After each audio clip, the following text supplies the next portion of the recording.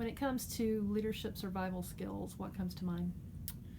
I think there are two main skills that are probably the most important for effective leadership. And I don't think any leader always exemplifies both of these skills completely.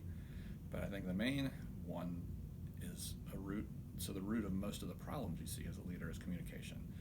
And so I think effective communication, but also authentic communication. So when you're going to talk to a party, be it individuals or groups, or maybe even large groups, you need to be honest and you need to be clear in your rationale and your logic, but you also have to be willing to listen to the responses that you get and willing to take into account that those responses may not be what you intended or what would align with your point of view. And so clear communication, but also responsive communication is really key.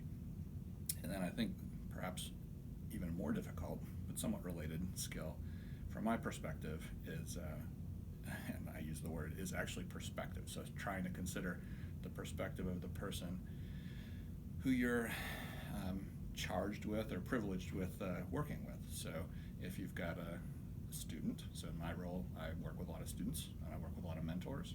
I mean, those people have different perspectives, and when there's conflicts or when you're trying to make changes to the way things are done, you have to be clear and you have to be logical, but you also have to understand that each of these individuals brings his or her own perspective to the table.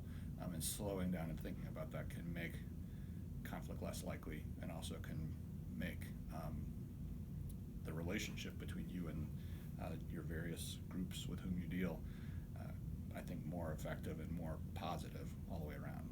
It's not easy, but I think it's something that's worth trying.